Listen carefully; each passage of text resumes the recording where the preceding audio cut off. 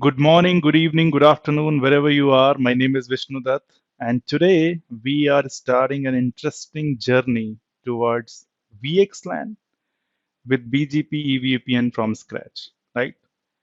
So the wholesale agenda of this session is going to be pretty simple. What we are going to learn is the overall aim, if I say, of this class or this demo session is to understand why behind VXLAN. The session could be long, maybe 1 hour or 15 minutes, but believe me, if you pay attention, then you will be getting understanding of why behind VXLAN, right? And maybe you can start reading it from anywhere. It is going to be very easy for you if you understand why this technology has come into picture, right?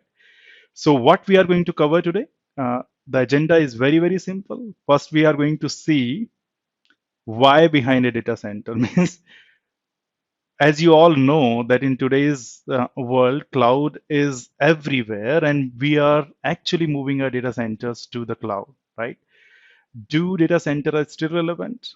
Absolutely, because if we are talking about cloud, inside a particular cloud, we see lots and lots of data center itself. So if you are learning this technology, believe me, it is not the fact that data center are going away from the enterprise network. It doesn't mean that that this technology is of no use, because this technology is almost everywhere.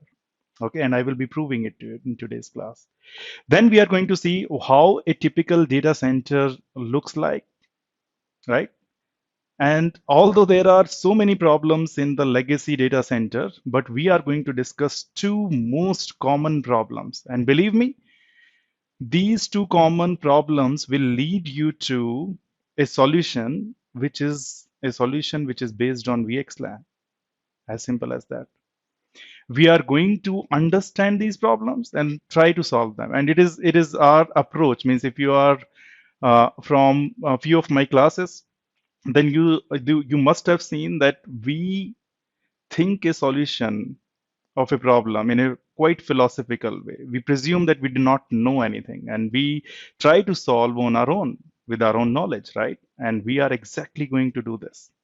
At last, we are going to talk about what we are going to cover in this course, maybe in the live classes, which are going to be started from Monday, right? And what should be the expectations out of that course? And now I am promising you one thing, that if you give your next 1 hour and 15 minutes, right, you will be able to understand that why do we need this awesome technology? Why can't the legacy technologies are enough in a modern data center? We are going to see that. So without wasting any time, let's move to our first board, which is going to talk about why behind data center network. So what I will do, I will take anybody from here. Maybe let's take Mr. Naveen ji, right? So Mr. Naveen is actually very passionate about business, right? And he has been thinking a lot that what business to start with. And in this, you all know that India is mad about games. If you talk about the football, if you talk about the cricket, if you talk about badminton, we have so many players, we have so many grounds, and we have so many people who love all these games. So Mr. Naveen is into this market only, and he has decided to start his own venture where he is going to make sports goods.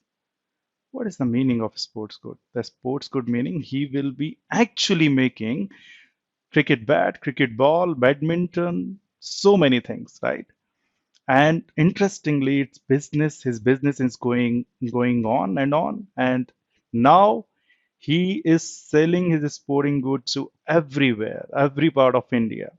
So what I am doing here is I am actually showcasing you his network, because our we network engineers sees a particular business from networking point of view, right? We actually want to see what is exactly there in terms of routers and switches, in terms of servers in this business, right?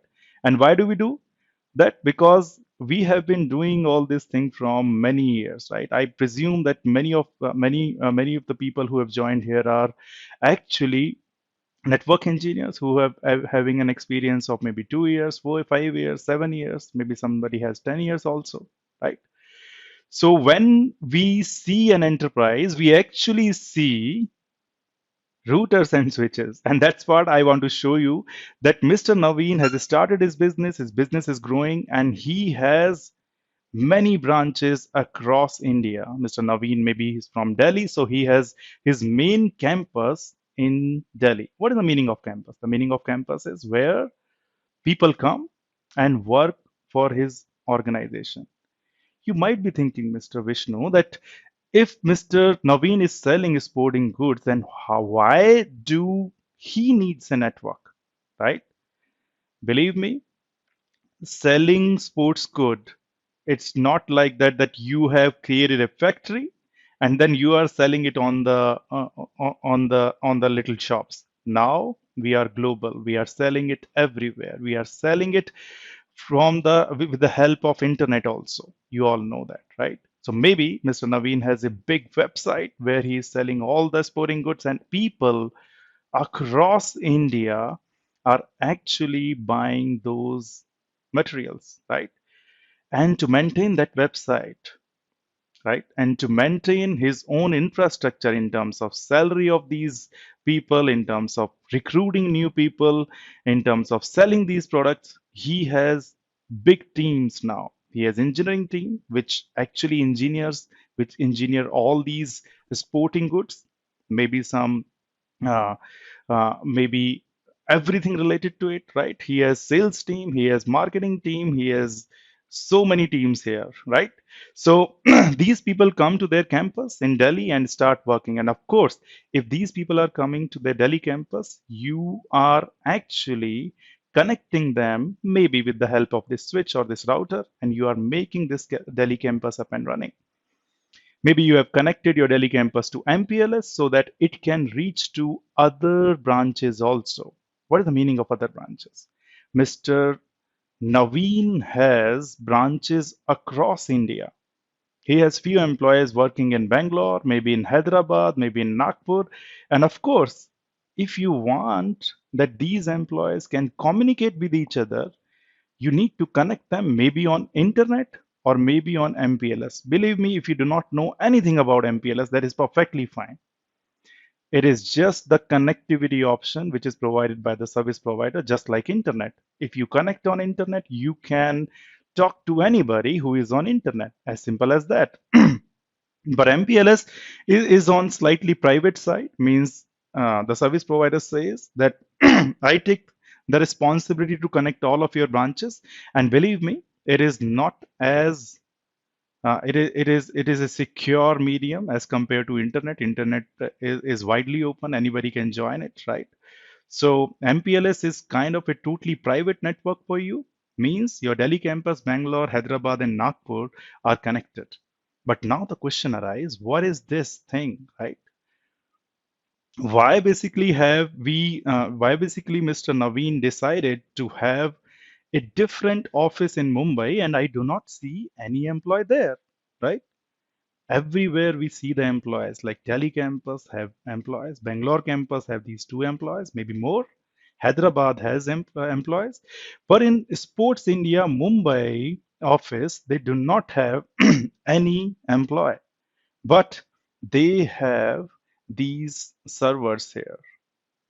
Okay, and if you consider the location of Mumbai in the map of India, if you say the Mumbai is slightly in the western part, right? And if you see that the mostly India, sorry for this, mostly India is equidistant from this Mumbai place, right? So what Mr. Naveen is thinking, that he is going to place all of his servers into a centralized location so that all these people can access these servers. What these servers are? Maybe suppose in Delhi campus there is a group of 25 people who are from engineering department, right? If they are from engineering department, they are building something, they are pretty good in coding, and they need server to store their code. Maybe they have the file server here up and running so that these employees can share their files. And of course, an engineer can be in Bangalore also, an engineer can be in the Delhi campus also, and they need to share these files. And that is why Mr. Naveen has servers in a centralized location, right?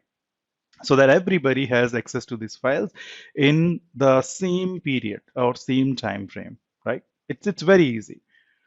But the important thing now here is that again, these servers need connectivity, means you need switches to connect them and maybe this router. So that basically you need to connect these servers so that anybody from outside can be able to access it, right? Can be able to access these servers. One more thing, what Mr. Naveen has done is he has taken this green server and he is saying, I am running my website on top of it. What is the meaning? He is saying people from all over India and now from all over the world, they might be interested in buying my sports goods. So what he is doing, he is actually running his website, maybe www.sportsindia.com, right on this server. And if somebody is on internet, right, or maybe this router is connected to this internet and somebody is on internet, he wants to order something from Mr. Naveen's organization. What he is going to do? He is actually going inside and access this www.sportsindia.com. So he will be going on the internet, from internet to this router. From this router, there are two devices which I haven't explained you. These devices are actually to make your facility safe. This is your firewall. Firewall is a device which actually stops unauthorized access. And believe me, it's again a different stream altogether. Maybe sometime we will be talking about firewalls also. But right now, if I show you, your this guy who is outside the internet will be moving inside your organization, then going onto this server and then ordering his stuffs, whatever is required. So all the server Mr. Naveen has placed in one single location, and that location is actually their data center. There are so many reasons why do we need a specific different facility, but yes, you should all agree that it is going to be great if we put all these servers into a location which is almost equidistant from all these branches and campus, and this is exactly what Mr. Naveen has done. It is as simple as that. So I would say on a broader level or a pretty high level, we need data center. We need data center because we want to place our server. And with this cloud and everything, you all know now we are moving away from the data center and putting all those servers into this cloud, right? But believe me, cloud is again, if you go and look inside the cloud, cloud is again just nothing but huge and huge data centers. Okay. And we are today learning a technology which is making these huge data centers. Doesn't matter whether it's inside a campus network, doesn't matter it's inside a cloud. We are going to learn a technology which is everywhere. Okay. If we talk about the next board, then we are going to talk about a typical data center here. And there are a lot of terms related to typical data center, right? Some people say east-west traffic, some people say north-south traffic. But what exactly the meaning of these terms, right? So what is happening, guys, here? I am only interested in Sports India Mumbai data center, right? How it is built. Although if I show you the previous diagram, it is the actual diagram of a typical enterprise. Believe me, right?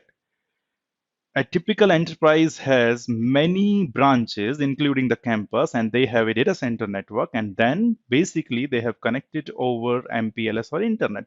And Cisco has separate solutions to make separate things. For example, as you all know, the Delhi campus, Bangalore, Hyderabad, Nagpur, and Mumbai is connected over this internet or MPLS, right? You all know. And all these things needs communication. And Cisco has developed a solution for that because these branches are far apart. It means that they are part of wider area networking, and they have built the solution, software-defined solution for it, which is SD-WAN, right?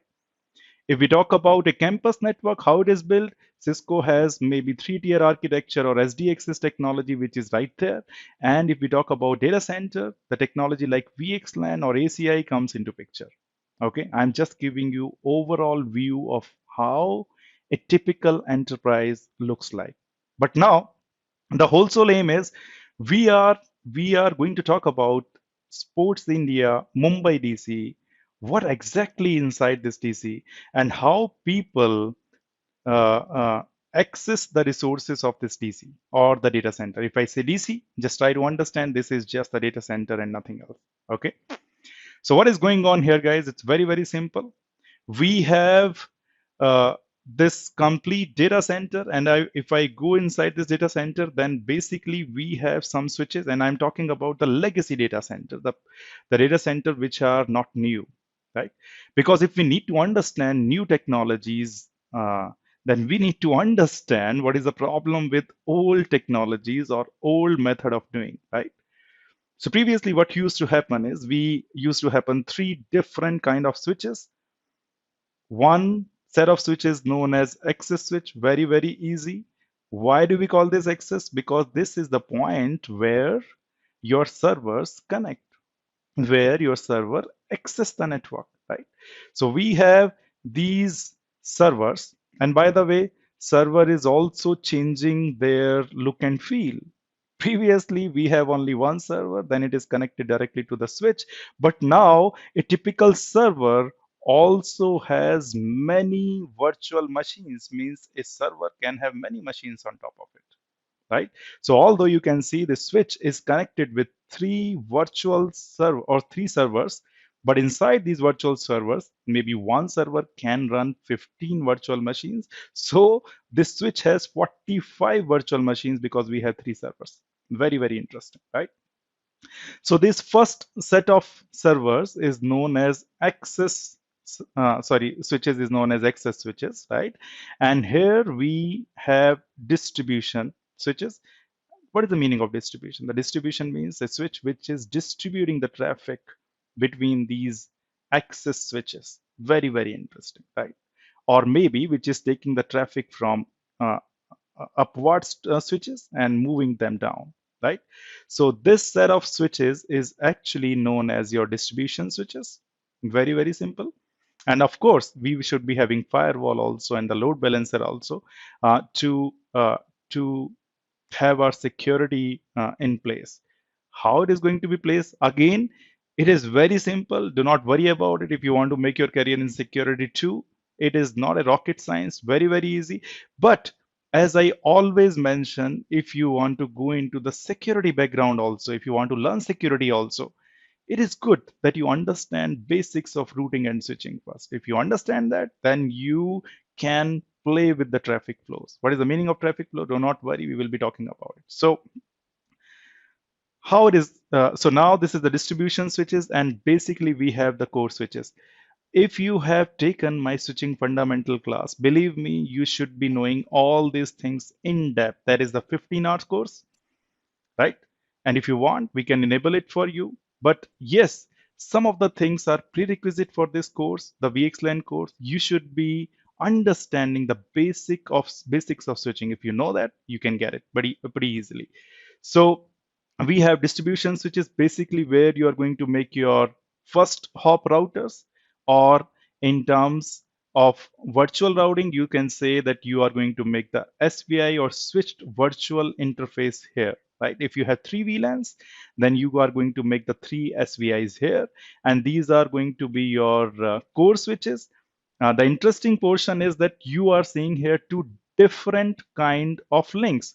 These links are white color links, and these are the green color link. The white color links, these are pure L2 links, and the green color are pure L3. What is the meaning of L2 and L3? Maybe I will be discussing that too in today's class. Believe me, whatever I am explaining right now to you, right? They are all we are all moving towards understanding VXLAN, right? So do not worry that why this guy is teaching us these basic things, because these are important, right? Mr. Anto Stalin, could you be please on mute? Okay, let me mute all. Yeah, sure. Yeah, perfect. Okay.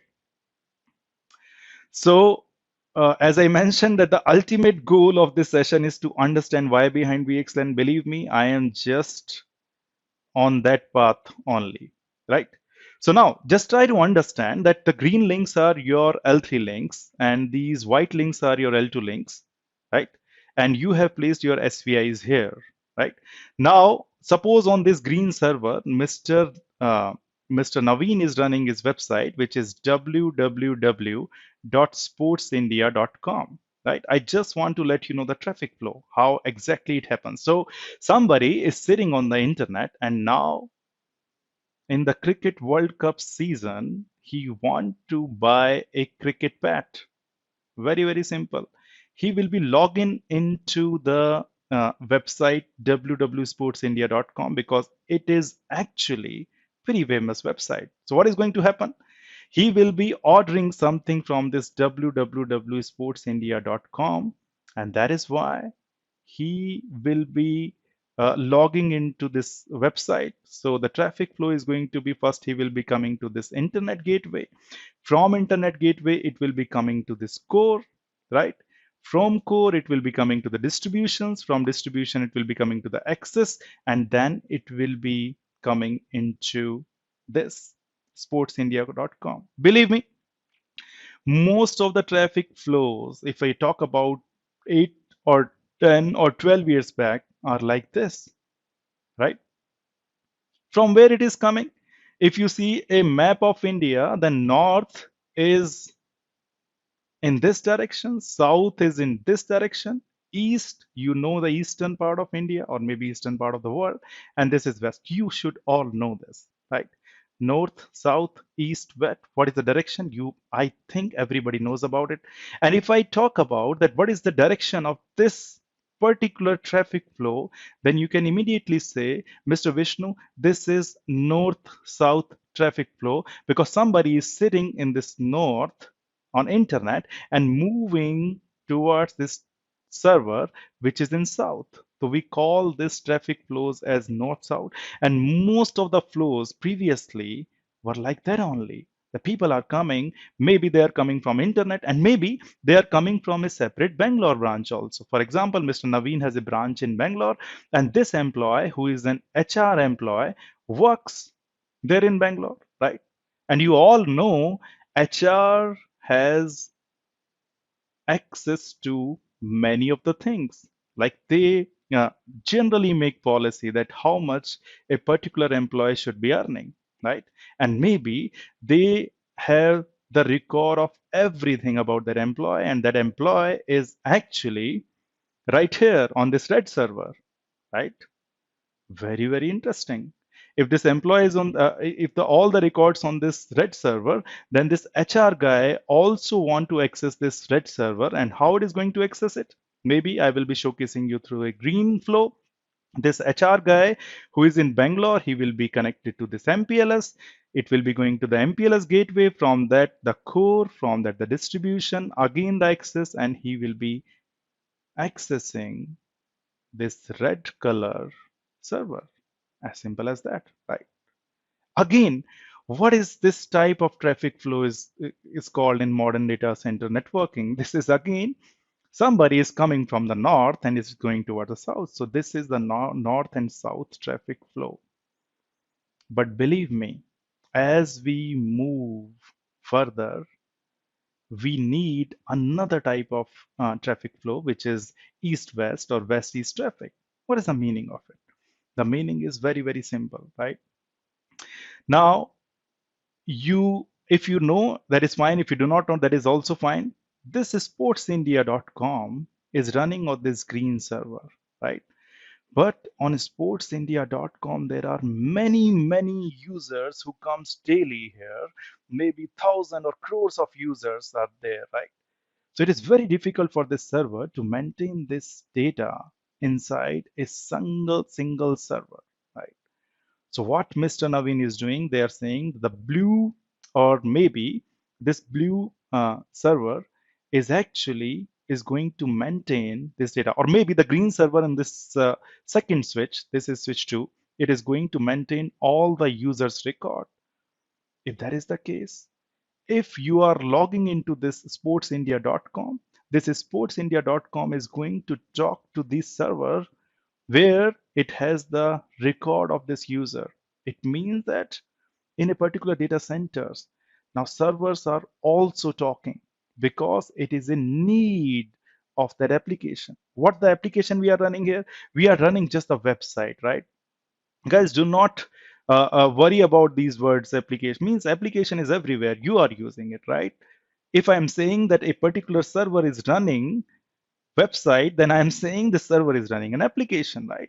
Similarly, if this server, sportsindia.com server, the green server, which is storing the records of all the users or the data of all the users, this is again running a database application, right? So this Sports India website wants to communicate to this database application again and again. And if that is the case, in which direction we are talking about? We are going from the east direction to the west direction, right? So this is known as your east-west traffic. Believe me, I am just building some vocabularies for you. So whenever I say north-south traffic or east-west traffic, you should be understanding. You should have that picture in your mind that what is I am talking about. Believe me, previously, if I go 8 to 10 years back, the major the major traffic flow for a data center was north to south, and we have built our data center on the basis of this traffic flow. But with the advent of cloud, with the advent of huge data centers, now the traffic between east and west is way more as compared to what is coming inside a data center, right? It means that we haven't created a data center in considering this east and west traffic. Now it is huge, so we need to think about it. We have to think about it. And believe me, this is one of the reason of moving away from the legacy technologies to the new technology. But I haven't explained you that, right? This is very simple. Till now, in 25 minutes or 27 minutes, I have just explained you how a typical data center looks like, and how and what are the typical traffic flows inside the data center. One is north to south or north south traffic flow, one is east west traffic flow, and I think you should understand that. Having said that, now let's talk about uh, some of the issues in some of the issues of these huge data centers, right?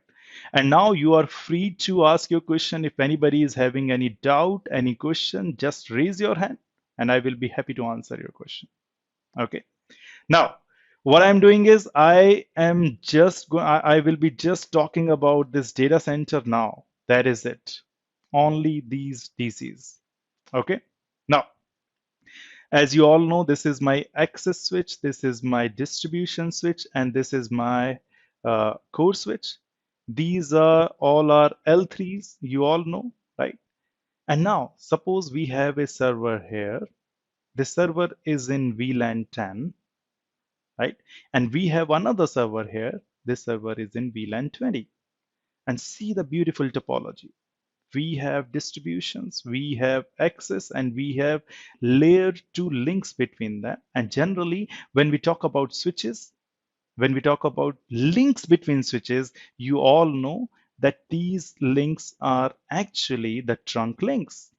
Very simple. And if these are the trunk links, then the only property of the trunk link is that basically it can carry traffic towards multiple VLANs. And if you are good with switching, if you are good with spanning tree protocol also, you can immediately say, Mr. Vishnu, out of this link 1 and link 2, only one link can work because the other link will be blocked by the spanning tree protocol so that we can avoid the loop. Where is the loop? Loop is right here. If you send an ARP message from this switch 1, right, it is going here, it will be going here, it might can go here and then comes back again. It means that it's a loop. To avoid that loop, you all know spanning tree is going to block this link. You all know about it, believe me. If that is the case, this is the one of the biggest problem in a particular data center. That suppose on a particular switch, I have two different links. I can go from here. This is my 10 gig link. This is my 10 gig link. And if I'm using my old methodologies of data center like spanning tree protocol, which is absolutely necessary. If you do not have it, it is going to create a lot and lot of problem. But because of this spanning tree problem, we are facing another issue that if there are two links on this switch, we will be using only one of them because the other link might lead to a routing loop. Sorry, a switching loop. As simple as that, right? So one problem. It means that I am just using 50% of my bandwidth. See, these links are costly. When you buy these switches, these ports, how many ports are there on the switch? What is the type of those ports? The switch cost is based on that. And if you are not utilizing some of its ports, right, because of the spanning tree protocol, it means that your money is wasting, right? So people are thinking about it a lot. And that is why they are actually thinking about how we can use both of these two links, right? Both of the links. Having said that, let's move to understand the other problem, right? The second problem of a data center. And what is that? The second problem of the data center is, as I mentioned you, that the east-west traffic is actually more, right? We need to consider about this. What is the meaning of east-west traffic? It might be the Sports India web server is running here and its database is running here or the backend is running here.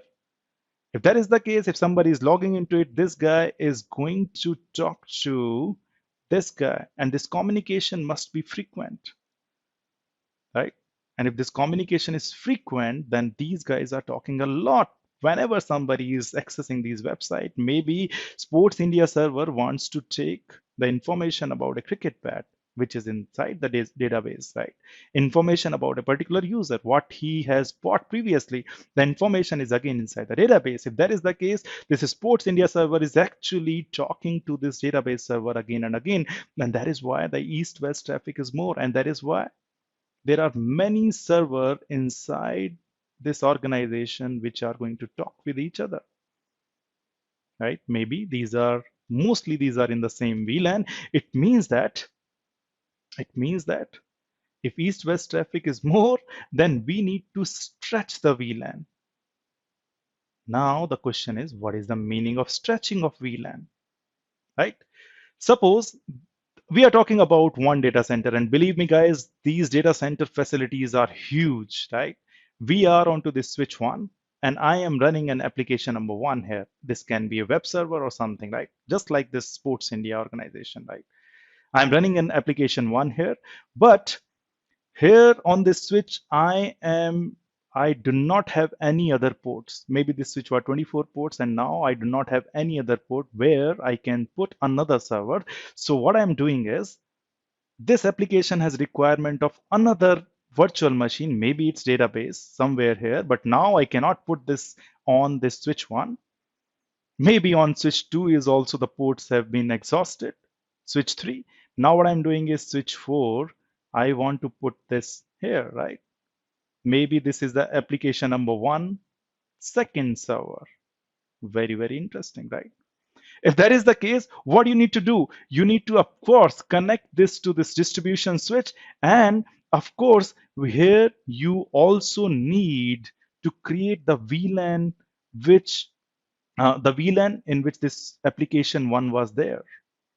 Because this application wants to communicate to this guy, and application one wants that my server, my database server, should be in the same VLAN. If that is the case, on switch 4, you need to create the same VLAN. Which VLAN? Maybe this app one was in VLAN number 10. You need to create VLAN number 10 here. As simple as that. It means that what you are doing, you are actually stretching the VLAN from switch 1 to switch 4. Very, very interesting, right? And maybe this switch 1 is in one part of the data center, right? And the switch 4 is maybe in different part of the data center, maybe 5, 6 racks, or maybe 100 of racks apart. If that is the case, people are not comfortable in stretching these cables from this switch to this switch because you need a cable. As simple as that, right? You need to make this trunk switch and lots of configuration. People are okay when they have to type the commands, but people are not okay when they physically need to go and do some major changes. Believe me, if you need to do some changes with respect to cabling and all, it is going to need some time. And today's world, nobody says that we have time. We don't have time, right? We want my application should be up and running as soon as possible. If that is the case, I need to build this application servers in the same VLAN, maybe across the data center. We need to stretch the VLAN. And that was happening previously. If we need to change this physical infrastructure, it is going to take some time. And that was the problem with legacy data center, that when we spin some server, when we spin some application, it takes maybe 15, 20 days. But now it is just a matter of few minutes, or maybe sometime it's a matter of few seconds only. Very, very interesting. So two problems, right? One is we were not able to use both of this link of the switch, means we are using 50% of the bandwidth. The second problem was we need to stretch the VLANs. And by the way, there are many problems. See, our aim is to understand why behind VXLAN, right? So I have chosen only these two problems. Maybe VXLAN can be understood with other problems too, but I find these are the problem which we can solve through VXLAN and BGP EVPN.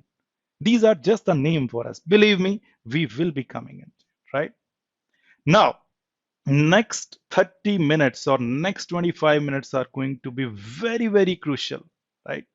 Because now we understood the problem, we understood what is east-west traffic, what is north-south traffic, and what are actually the problems of these data centers, right? Let's talk about the solution of these problems, right? So first thing first, now we are going towards little bit philosophical mode. We have some problem and we are trying to solve it, right? First problem, as you all know, and maybe this guy here is thinking a lot. Maybe Mr. Naveen, because this is his data center, he is thinking a lot. He is pretty intelligent. He's an intelligent man. And Mr. Naveen is taking this opportunity to solve this problem on its own.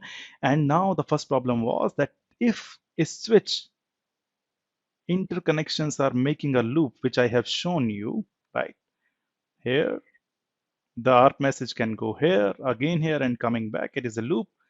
So the problem was that these links were layer 2 links. These links were trunk links, right? Mr. Naveen is thinking loudly that how can I solve this problem? And Mr. Naveen is saying, I will actually make this layer 2 link as layer 3. Mr. Naveen is very good with respect to networking, right?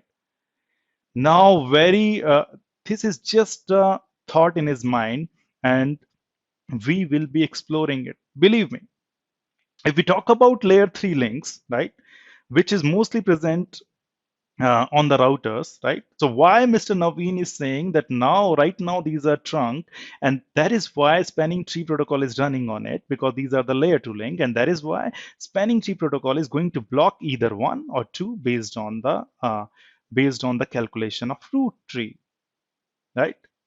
But this is for sure, spanning tree is going to block it. So Mr. Naveen is saying, what if I convert this link number one and link number two to routing link or the layer 3 links? Because Mr. Naveen knows it, and Mr. Naveen is explaining the same thing. Suppose I have a route on this R4, which is maybe 4.4.4.0/24, suppose, and I'm running an OSPF protocol between these four devices. I will be advertising this route towards R2. I will be advertising this route towards R3. And R2 and R3 will be advertising this route towards R1. And R1 is going to have two routes. It is going to say, I have learned an OSPF route that 4.4.4.0/24 is reachable via R2 because it has learned this route from R2. Again, it is going to have another route, the same route 4.4.4.0/24, and it is learned from R3 because there are two different routers. R1 is going to learn this route, and believe me, if that is the case, the cost is also, I'm presuming the cost is also same, maybe 111 here. So R1 will start sending packets on both of the links. What is the meaning? The meaning is, suppose I have a host here, host A, and I have a host here, host B.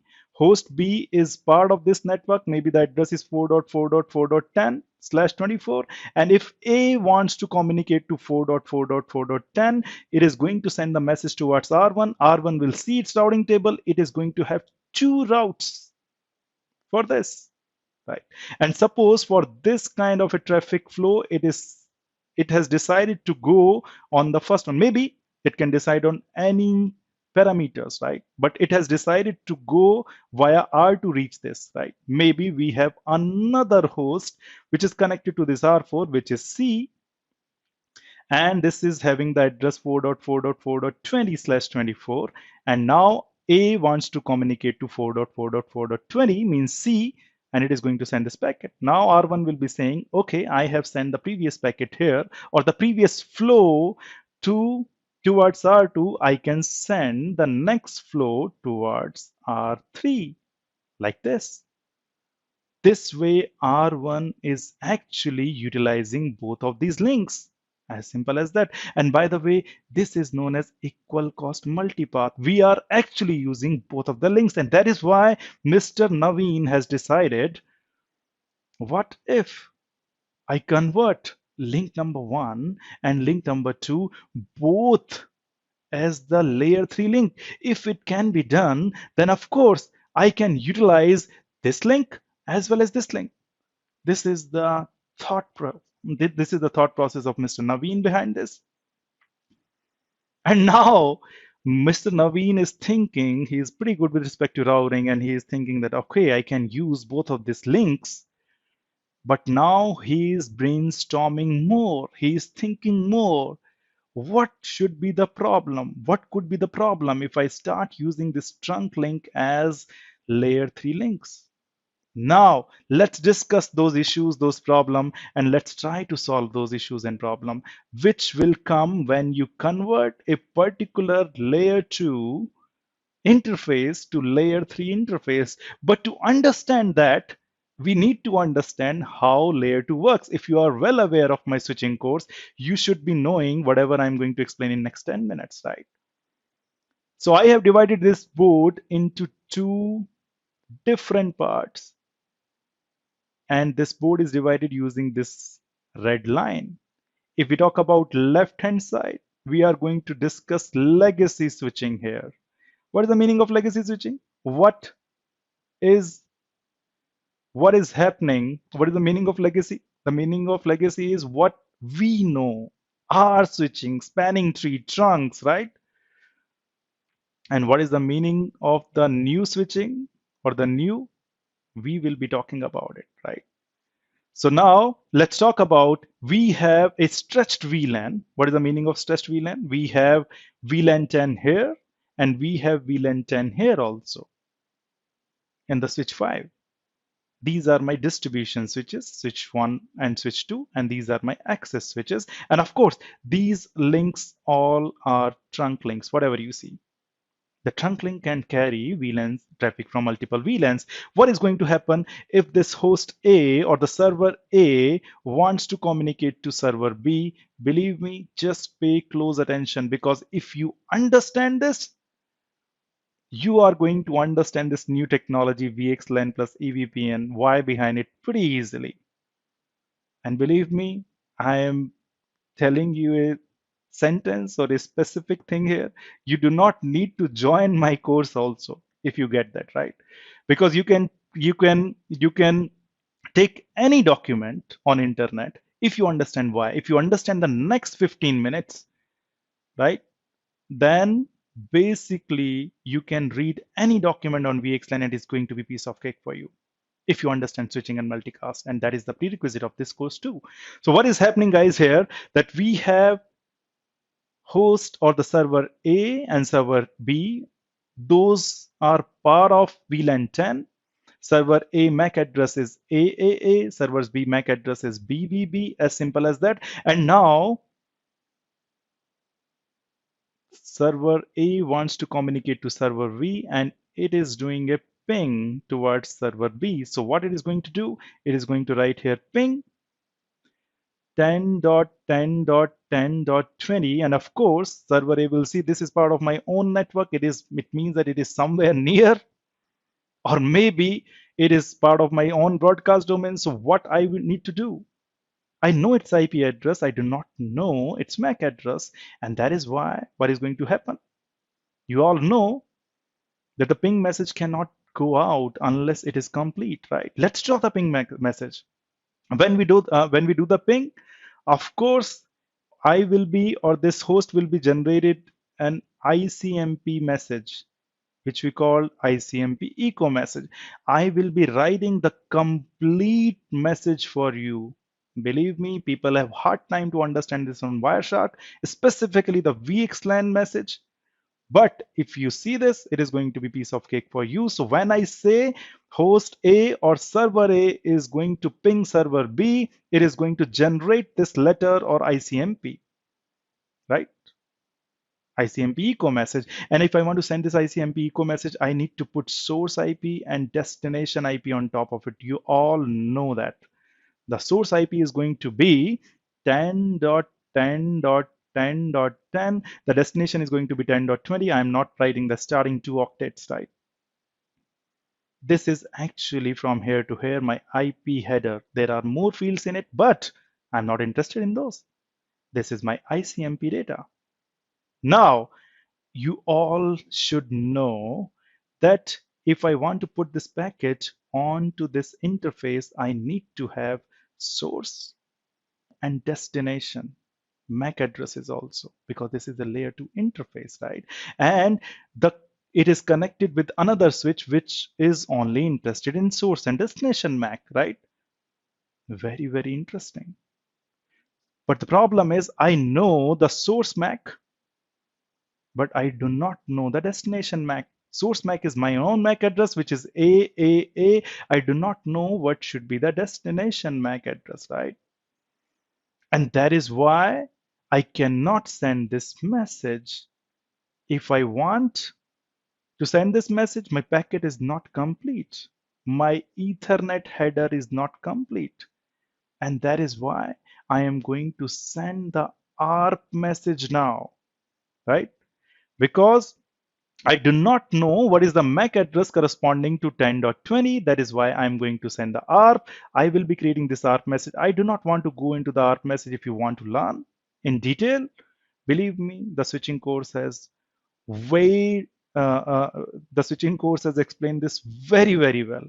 So I will be sending this ARP message, and you all know what is the meaning of ARP. ARP is going to say, who has 10.10.10.20? Give me your MAC address, right? And that is why it is going to have sender MAC, sender IP, target MAC, target IP inside this. But if Again, I need to send this ARP message to, I need to put this guy on this Ethernet segment or this Ethernet link. If I want to put this on Ethernet link, I need to put again source MAC, which is my MAC address, AAA, and this time the destination is going to be all F, F, F, F. Very, very interesting, right? And that is why it is known as a broadcast message. You all know that. But before placing this on this trunk link, this switch does an interesting thing. Now, maybe you can say this message can go from this server toward this switch, but of course, this switch is going to broadcast it. It is going to flood it everywhere so that it can reach to switch 5, VLAN 10, and this guy can respond it back that my MAC address is BBB, right? You all know that. But now my problem is when how this switch 3 is going to send this message out on these trunk ports. And you all know that trunk can carry traffic from multiple VLANs. Right now we have only one VLAN, but maybe this switch can have VLAN number 10, 20, 30, 40, 50. How this switch 1 knows that for which VLAN this traffic is, and that is why when this message, when this ARP message goes out from this switch 3 on this interface, the trunk interface, it is going to put a number on top of it, and this number is known as .1Q tag, and this number will say that this message is actually for VLAN 10. Maybe I can put the number here. This message is for VLAN 10. The ARP message will be going from here to here, right? It is going here also, everywhere, and now from the switch on this interface it will be reaching right here, right? And now the ARP message will be on this interface, and this interface will be saying, okay, this ARP message is for me, and it is going to reply to ARP reply message. And now once this host is going to get the ARP reply message, it will be saying, okay, the message is a message contained that the MAC address of 10.10.10.20 or the server B is actually BBB, and the packet is complete now, and the packet can be go out. This is the normal process, right? Why I have explained this basic thing to you, and the reason is because it is very, very important to know. I want whoever the people are here, they should be on the same page with me, right? But here is one interesting thing about the layer 2 links, and I would like to explain this to you, right?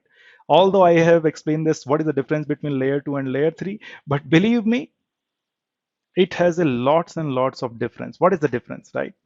I will be coming back to that link again, but suppose I have connected to a switch, and this is my trunk link, and I have another switch here, right? If I send, and of course this is my L2 link, suppose this is my layer 2 link. If I send something or a packet on this interface, right? This is going to contain, of course, the IP packet if this is a ping message, and then basically on top of the IP, I will be placing source MAC and destination MAC, right? And also on layer 3 links also, and this is very interesting thing. Suppose I have R1 and R2, which are connected to this Ethernet, right? The interesting thing is here also the packet is going to be same who is traveling over this link, IP and source MAC and destination MAC. Believe me, right?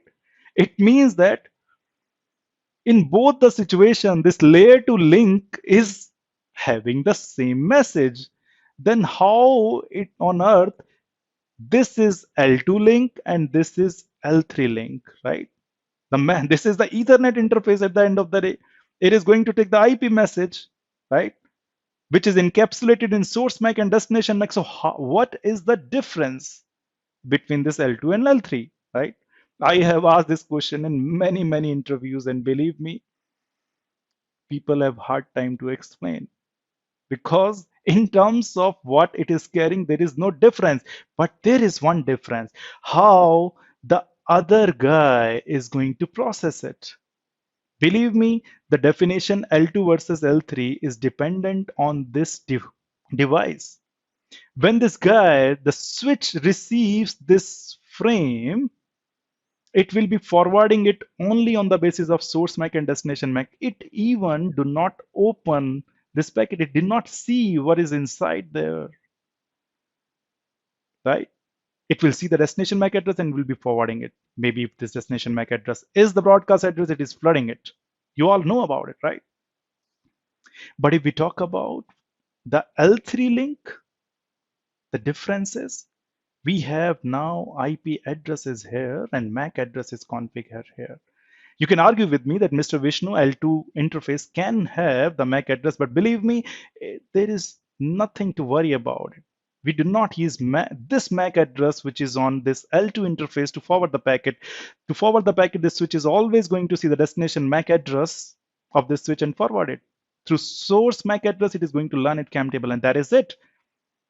So the link L2 and link L3 doesn't have any difference, but how L2 link on a particular switch is going to treat the packet is different than L3.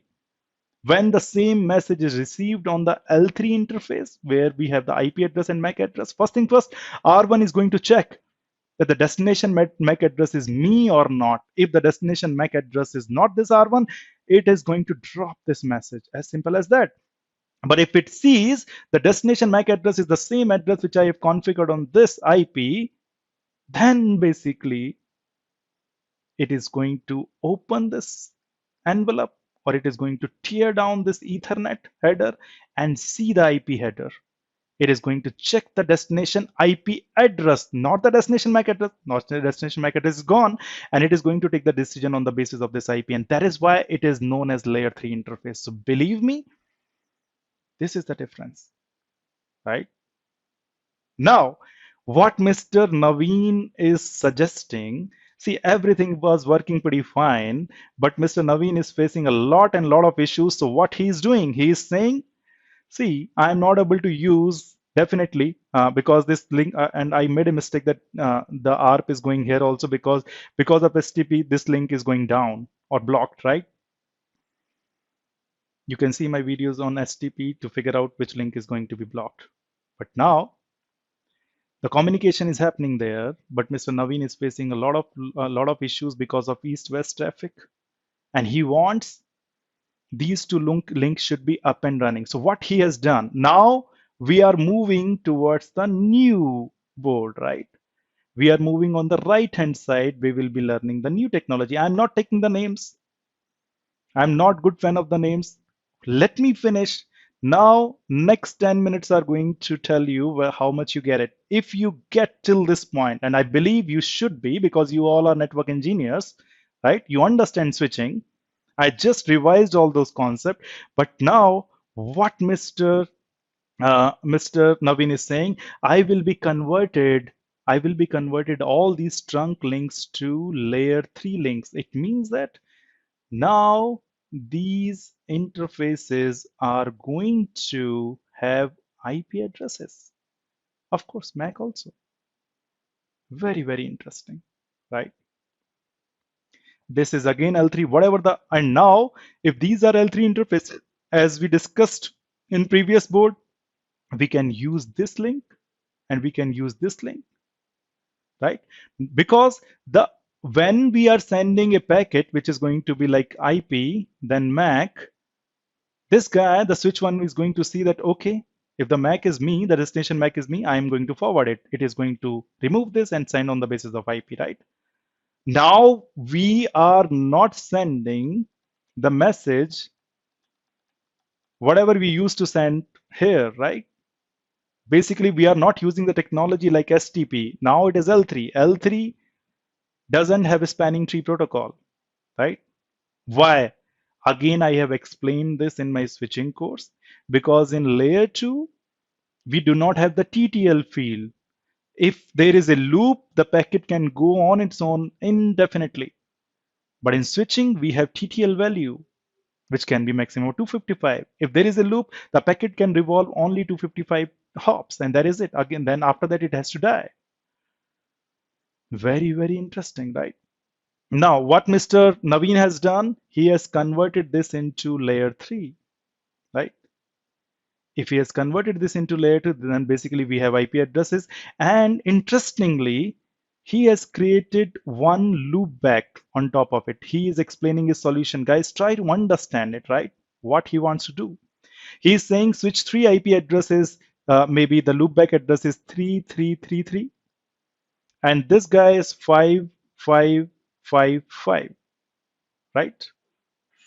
And now he's running OSPF over it. So if I talk about switch 3 or switch 5 routing table, it is going to say 5.5.5.5 is reachable via switch 1 because they are running OSPF. As simple as that, right? Do not get confused. Everything will be cleared after 10 minutes, right?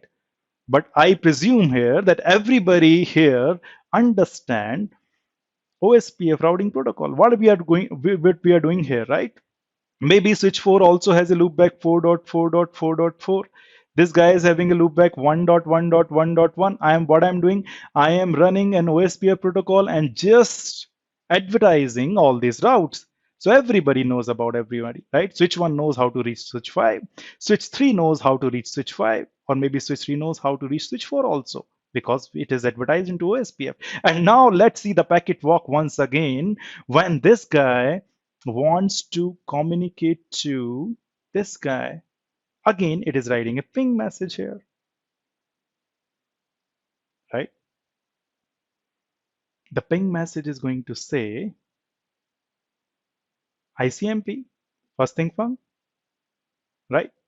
And this ICMP is going to be having source IP and destination IP. Source is going to be 10.10, destination is going to be 10.20. And if you want to place it, this host want to place it over this Ethernet interface, which is connected to switch 3, you all know that you need to put the Ethernet source MAC and destination MAC. The source MAC is going to be A. The destination MAC is going to be, I do not know. The same problem, right? Although Mr. Naveen has converted L2 links to L3 link, but everything apart is same. You cannot change much, right?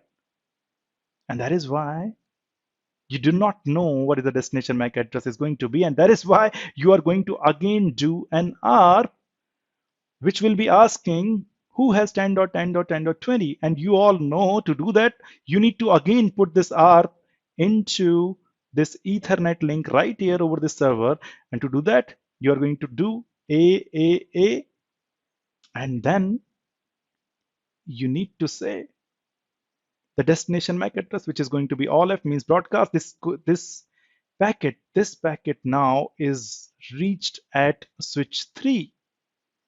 Now here is the thing where all the magic happens, and here is the thing where Mr. Naveen is explaining all the things. Now, guys, we do not have trunk link here. If that was the trunk link, what we could have done is we could have put here a .1 Q tag, right? That this is for VLAN 10. But we do not have that layer 2 here, and we cannot put that .1 Q tag here. Very, very interesting. And if that is the case, how come on earth? So because of this .1 Q tag, VLAN 10, this switch 5 was understanding that this message is for VLAN 10 because switch 5 can have many VLANs configured across it. Where this ARP message should go is dependent on this .1 Q tag. Switch 5 will be reading, okay, this is .1 Q tag for 10. I will be sending it into a VLAN of 10, and then it will be reaching to 10.20, which is going to be replied, right? But now we cannot. First problem with Mr. Naveen's solution, where to place this VLAN information, right? Maybe, I'm not sure how it is going to reach to switch 5, but when it's reached to switch 5 can have VLAN number 10, 20, 30, 40, and this guy is part of just VLAN 10. How come this switch 5 will come to know that once this packet ARP message reaches here, although it has not reached here, we have to do something to do that. But once, suppose if it reaches here, how come switch 5 will know that this is for VLAN 10? I'm not going to send it towards 20 or 30, right? First problem, we will lose this .1 Q header, right? But Mr. Naveen is saying, okay, I understand that I cannot send this direct L2 message, right? Because this message is having, this message, if I send it over this L3, right? This message expects that the switch 1 will see only its destination address and forward it. But now switch 1 interface is L3. By the way, guys, we can convert layer 2 interfaces into layer 3 in switch also. You all know that, right? Now there we have IP address. We cannot send this frame as it is because now this is L3 interface, because in L3 interface, this guy will be now opening it, right? Very, very interesting. And this guy wants to forward the message on the basis of IP address. And there we have only ARP message inside it, no IP. Very, very interesting in case of ARP, right? So what Mr. Naveen is saying, Mr. Naveen is saying, I will be taking another packet to forward it. Very, very interesting. And this information from here to here is just data for me. Basically, see, previously what you used to do in case of ICMP protocol generate ICMP message, right? Then you put this ICMP message into an envelope of IP and write source IP and destination IP. You all know that, right? And then you put it into another envelope so that you can have source MAC and destination MAC. This is, guys, encapsulation. We were doing encapsulation, right? But now here, see, the entire ARP message is data for me. It's just like an ICMP, right? And I will be putting it another IP packet. And this is the suggestion of Mr. Naveen. Mr. Naveen is saying, anyhow, I need to send it to 10.20 ARP message, right? As it is, I will be sending it from here to here, right? But before I send it, I will put some information regarding that, that this message, whatever is inside, whatever the data, right? Whatever the ARP message, this is for VLAN number 10, right? And now switch 3 has routing capabilities, right? You know that switch 3 can send it to switch 5, but to write this IP packet, you should be having source IP and destination IP, right? You will be having source IP of what? 10.10.10. Sorry for this. You will be having source IP maybe for this loopback interface, which is 3333. This loopback interface is defining that this is switch 3, right? You know by seeing this diagram that we need to send this ARP message to switch 5 and not to switch 4. But how come this switch 3 knows that the VLAN 10 is also there in switch 5? Very, very interesting. This is the problem, right? Although Mr. Naveen has thought a lot of things, he has converted L2 to L3, right? But now when he send this ARP message, he cannot send this ARP L2 message on this L3 interface. You know the reason? Now it is saying that I will encapsulate this message into another IP packet and I will be sending it. But the problem is, how come Mr. Naveen knows that switch 5 has VLAN 10? Because according to normal legacy switching, we need to send it on all the switches who is having VLAN 10. Now, for now, suppose there is some good guy here, right? Maybe eye in the sky, just like your GPS. Just like you are watching this complete network, right? You know about this network in and out. You know that VLAN 10 or this host B is actually behind switch 5, and switch 5 is identifiable by 5.5.5.5. This guy is an awesome guy. He knows about your network, right? By the way, this thing, whatever you are doing, this is to send your data, and that is why this is data plane, right? But you are not able to fill it's one of the field where exactly I am going to send it, right? What is should be the destination IP? You are going to take the help of somebody superior. You are going to take the help of somebody who is genius. You are going to take the help of somebody who knows your network. What is connected to what? Very, very interesting, right? And this guy knows what is connecting to what. So you are asking him, yeah, you are asking this guy, man, can you tell me where all the VLAN 10s are? This guy will be saying VLAN 10s and the host B, or maybe the VLAN 10s are behind switch 5, and maybe switch 4 doesn't have this VLAN, right? Only switch 5 has this VLAN. Then you will be saying, okay, it is again, it is behind switch 5, but what is the IP address of switch 5? It is going to say the IP address of switch 5 is 5.5.5.5. Very, very interesting. So the information which you are sending, it is your data plane, but to fill that information, you need help of something great. And by the way, that is your control plane. Without this control plane, you would not be able to fill this destination IP address, and that is a problem. But if you have this if you have this guy who knows your network, and this is Mr. Naveen, all imaginations that yes, we can do this way. But if we can fix all the pieces together, if we can join all the pieces together, then the solution is right here, guys, right?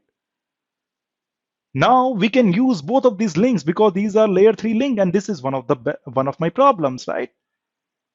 And now we are talking about L3. Doesn't matter if you have switch 5, switch 7, switch 8, doesn't matter at all, right?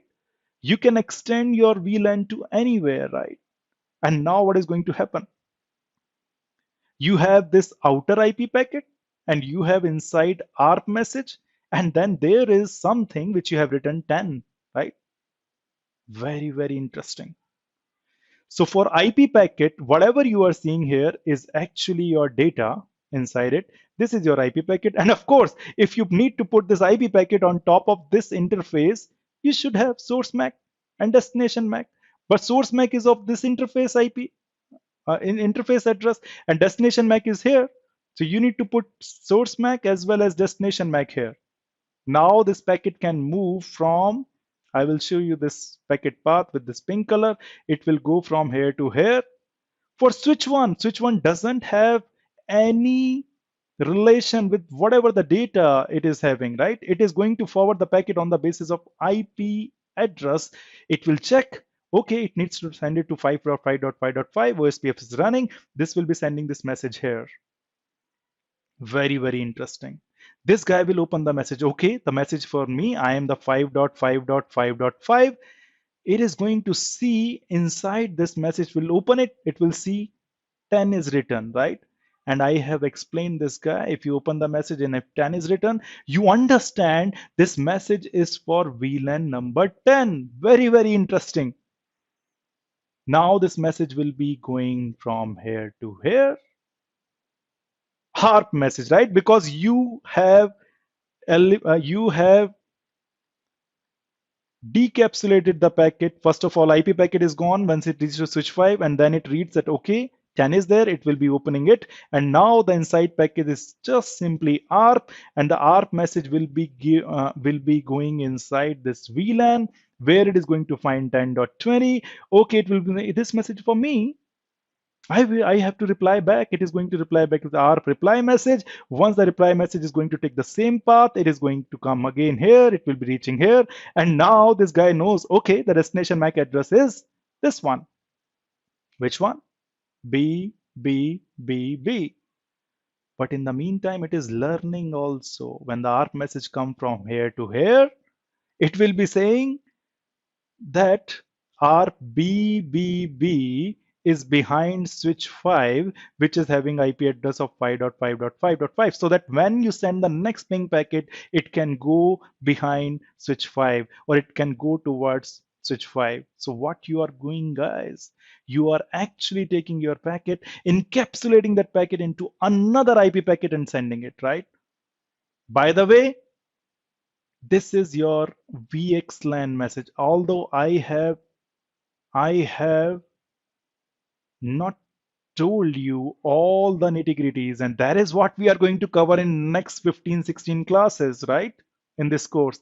And by the way, this genius guy, this control plane, is nothing but your EVPN or BGP EVPN. And that is the whole sole agenda of this course. We are going to talk about EVPN BGP as a control plane protocol and VXLAN in detail. The problem what we are going to solve is we have to use both the links, and we should be able to extend or stretch our VLANs to anywhere. And believe me, both the problems can be solved with this simple approach. Mr. Naveen is successful, and the people have developed this protocol, which is known as VXLAN for data plane, whatever you are seeing on the bottom part, right? The packet you are making. And the control plane, which is giving this packet information where to send it, is known as BGP EVPN, which is the whole sole agenda of this course. By the way, we are going to start this course from tomorrow.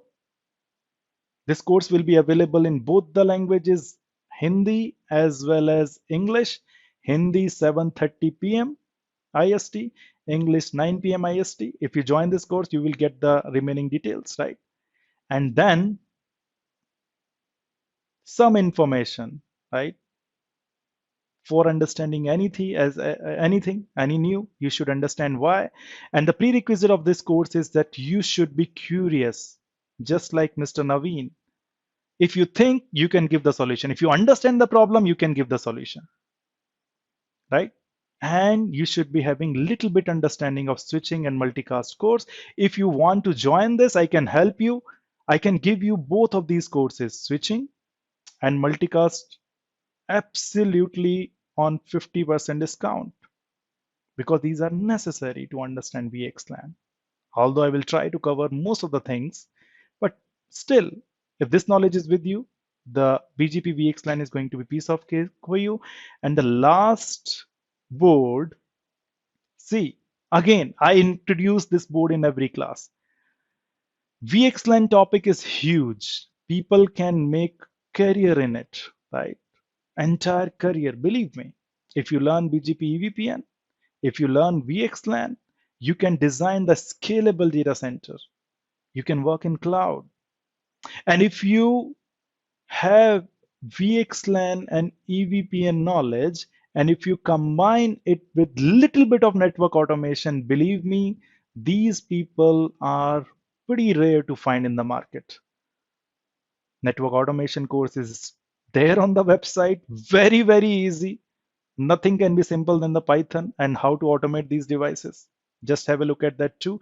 But still, as I mentioned, that the journey that you can make career out of the VXLAN BGP, the journey could be 100 kilometers long. You want to go in this journey 100 kilometers, maybe you want to make your career. But believe me, I will be walking with you for starting maybe 15 to 20 kilometers, and that is it. But these steps are going to be solid so that the remaining 80% path is going to be piece of cake for you. Fundamentals is the thing which I am going to cover in great detail, so that it doesn't matter if you are deciding, if you are designing the network, if you are doing anything, it is going to be with you forever. This recording, everything is going to be right there into your website webinar page. And now I am open for question. If you have any doubt, any question, please do ask. Otherwise, we can stop the session. Anybody can ask the question. So Mr. Gomti has asked, means you can unmute yourself and ask the question. I think you have the power to unmute yourself, or I will ask all to unmute. Maybe you can unmute yourself now. Mr. Gomti is saying, can't we achieve this with multi-chassis ether via VPC configuration in L2 scenario? Believe me, we can work VXLAN and multi-chassis Ethernet along, right? But now there is a specific problem. If you talk about VPC, right? Although we need to discuss all these things in the first class, that how the data center network evolute, right? Or the evolution happen, right? So first thing first, basically we were talking about STP only, and then basically your fabric path and all the terms come, then your VPC come. The problem with the VPC is that the upstream switches are only two, right? These two switches can give you a feeling of having one, but believe me, in modern data center, this limitation is not working. We need many switches, right? And now it doesn't mean that the VPC is gone. It doesn't mean, right? But believe me, wait for the first class. I am going to talk about it. But the today's session was only just to give you the brief introduction why behind VXLAN. So Gomati ji, do not worry. We will be explaining it. Okay. Thank you, Vishnu. So the Kuldeep is saying, will the recording be available to us, please? Yes, of course, of course. Everything is going to be available within maybe 30 minutes from now in your webinar, or I will be uploading it to YouTube also. Don't worry. Anybody else? Thank you, Vishnu. Perfect, perfect. Mr. Kuldeep. Yeah, thank you, Vishnu. Are you going for any lab? Yeah, yeah, yeah. I will Exactly. be explaining each and every concept in the lab, right? This time, each means this course should be very, very, very hands-on, right? I will be talking on the Nexus devices. Do not worry about it. YouTube name, please. So Mr. Sandeep is asking YouTube channel name. So very, very simple. You just, our philosophy is that we bridge why in your mind. So the channel name is, I'm writing here, Bridge Why. Just go on YouTube and type Bridge Why. You will find a lots and lot of content over there. Okay. Vishnu, what is the difference between BGP EVPN and eBGP EVPN? Don't worry, we will be covering it. Very, very simple, right? Basically, when we were talking about this guy, right? The intelligent, super intelligent guy who knows about your network, right? Believe me, it is just nothing. You are going to inform him. This switch is going to inform him that I have VLAN 10 and basically this host 10.10.10.10 with MAC address AA is behind me, and you are informing this guy, and that is why it is learning all this information. Previously, uh, address resolution protocol was doing that. So how you are going to send this information to this intelligent guy? Maybe over any BGP neighborship. If there is the IBGP, then basically you can say it's BGP EVPN. Or maybe if you are making it a eBGP neighborship, it is you're going to be eBGP with EVPN. Okay, nothing to worry about. It is going to be very, very simple. Anybody else? Any question coming to your mind? Yeah. Yeah, hi Vishnu. Go ahead. If you can raise your hand, then I can identify. Maybe Mohammed Mahmood, you have a question? Yes. Yeah, please go ahead. Yes, Vishnu. So will this whole recording will be available on the website? Or yeah, this will be how is available it? on the YouTube also. And this course, whatever I'm going to start from tomorrow, this is going to have 12 or 13 classes of maybe 1 hour and 15 minutes, right? That course is also available on my website if you join that course. But if you have already joined, that is perfectly fine. If you haven't, then join it and get these recordings, right? But yes, the first demo session I will be uploading on YouTube as well as on the webinar itself. So if I show you, just wait a minute. If I show you, just log in and go into this webinar page and you will be seeing the recording here. Don't worry about it. Okay. In the website itself. Anybody else? Mr. Sridhar has a question. Please, Mr. Sridhar, ask a question. Go ahead. Yeah, Vishnu, actually, I wanted to ask on the L2 link that you said when the loop happens, the spanning tree would block the trunk. Yeah. And yeah. In L3, that the link that does not happen. Mm-hmm. So my one question that I have is there a chance that the packet would keep looping across the switches endlessly? Okay. In what case you are saying? Yeah, some case basically in layer 3 also loop can be formed, but believe me, okay, I'll give you an example. Suppose I have some routers which are connected like this, right? And this guy has a packet, means P1. This is going here, and because of some misconfiguration, R2 is sending it towards R3, and the R3 is sending towards R1, and again this is going on, right? But the good portion, a good thing in layer 3 packet is that it has a field which is known as TTL, which can be 255, right? Okay, so that is in layer 3, the TTL. Yes, Okay, so that means it will drop after that many hops. indeed. If there is a loop, and So, that is why basically layer 3, although this is, I have seen loops in many enterprise network while we do migration or something, right? But those are momentarily, means when you redistribute something, the loop can happen. But if you are good with routing knowledge, you can avoid these loops, right?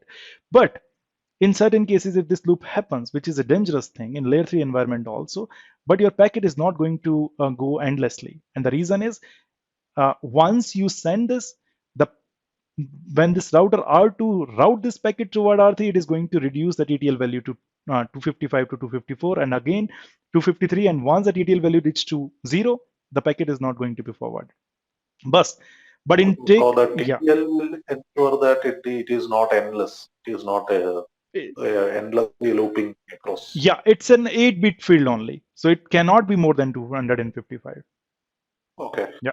So in So that case is of, an yeah, in case of switch, let me complete 1 minute, right? In case of switch, if you connect, see like this, the ARP message can go from here to here and go from here to here. And now there is no TTL field here. And if there is no TTL field, the message can be going indefinitely. And this switch need to process this message every time it comes back. And that is why you are going to see the switch is going to 100% CPU, right? Because it is doing that so fast, packet is going and coming back. So if you just want to see this process, just disable STP on your switches and connect two switches with two back-to-back link and just send an ARP message from a host. You will be seeing that you won't be able to log in into these devices. Why? Because the switch CPU is 100% and it cannot process any of the messages. Okay. Yes, Sridhar, go ahead, please now. Sorry to interrupt you. Okay, so just I wanted to see that the TTL is the mitigation from security point of view also Mhm. to prevent some kind of denial of service attack Yeah, that somebody can do as an attacker on the switch. yeah. There are a lot of use case with respect to that. Means if we talk about TTL security in BGP, right? There is a mechanism which we have TTL security. For example, we always want to make sure that eBGP. See, in case of routers, right, where we make the BGP neighborship, we want to make the eBGP neighborship in directly connected neighbors. Although there is not such a requirement, but BGP says that you can set this TTL value in this BGP messages so that it cannot go away after one hop. Otherwise, an attacker can be here, right? Maybe multiple hops away, and he can exploit this thing to make a BGP sessions, which we do not want, and that is why TTL security feature is there. You are right. We can use this as a security feature also, maybe in pure networking as well as in cybersecurity. Mr. Sridhar. Okay, Yeah, thank you. perfect. Anybody else?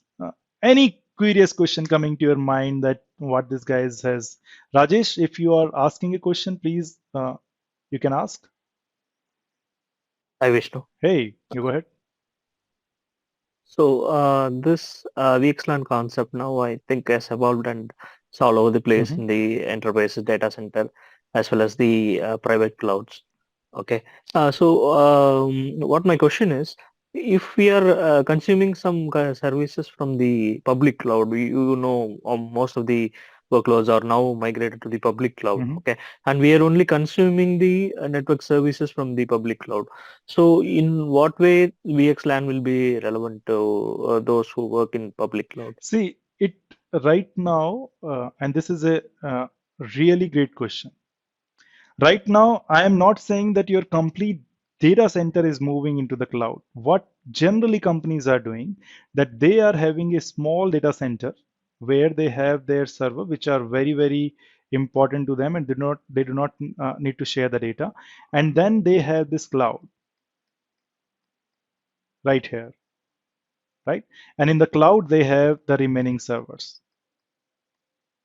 Okay. Believe me, you can connect your data center to this cloud on a very high speed links. Okay. And these links can be L3 links or maybe L2 links, whatever, right? Now, there is a requirement that what you need to do is you need to put these two servers in VLAN 10, And there is another server which is very, very important for these applications in your data center, which is right there in the cloud itself here, right? And you need to have VLAN 10 here also, so that these two guys can communicate in the same VLAN. There is an application requirement that these guys should be in the same VLAN, suppose. But you do not want to have this server here from here, because you can put this server into the cloud. If that is the case, you can extend this VLAN 10 over this layer 3 link using VXLAN. And that is what we have done, right? Mr. Rajesh, did you get that? Uh, Yes, Vishnu. Yeah. But my question is, yeah, the scenario I could understand, and I could get it for the private cloud. Mostly the scenarios I could see this kind of scenarios in the private cloud. Is it still relevant in the public cloud also? Is this scenario But if I say is it is there in public public cloud, cloud as then well when I connect to? if Yeah. I say it's public cloud, then Okay. In public cloud you have your virtual private cloud, VPC. Yes, correct. Right? But yes, from that perspective, if I say the public cloud also, believe me, the infrastructure which they have built, right? In a cloud, you can have several VPCs, right? In a cloud, you can have VLAN 10 here in India, and the same server you can find, or the another server in the VLAN 10 you can find in America also, right? Same VLAN, right? How they are achieving it? Maybe their underlying uh, system is working on such technologies, like they are extending the layer 2 over layer 3. So to answer your question, means this understanding of VXLAN is enabling you actually to extend your VLAN from your data center to the cloud, as well as if you are maybe sometime you start working in the cloud itself, the cloud infrastructure is working on this, the data center is working on this VXLAN technology. Maybe if I am able to explain you, Rajesh, otherwise you can ask your question again. No, that's fine, because the maybe the cloud infrastructure team will that is more relevant for them. I think maybe not the people who consume the service, right? Absolutely, absolutely, you are Yeah, right. But maybe now network engineers, right, yeah, are planning to move in cloud also, right? yes. Means they want to work on the cloud infrastructure side also. So I would say that the knowledge of this protocol is enabling you that. And believe me, if you, if anybody understand EVPN VXLAN, which is the technology, right, and you just have the knowledge of automation, believe me, people are very rare which knows both of these things. And there is a huge demand for that, and there are going to be huge demand for these people in future also. If somebody says that networking career is in danger, right? It is not. Maybe I would say it is just the beginning of something really big. If you understand these things, and my point here is that if you know the fundamentals of switching, which most of the people know, fundamentals of multicast, these new technologies are just nothing. These are just underlay and overlay. Although I haven't told you anything about underlay and overlay today, which which I should be doing in the first class. But believe me,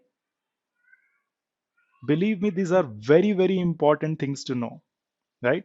And if you have this VXLAN and automation and under your belt, you are good. With the solid foundations of your basics like OSPF, BGP, if you know, those are not going anywhere. If you have the solid fundamentals, you can understand any new technology with ease, very, very easy. Anybody else? Anyone? Any question? Any doubt? I think we are 15 minutes over, but yes, thank you so much for attending this thing, right? Although more than 300 people have registered for this webinar, but I understand we are taking on this website, so people do not came to know that how to attend this, right? So that is perfectly fine. And thank you so much once again. You will be getting this recording. Bye for now. Have a nice Sunday ahead. Bye-bye.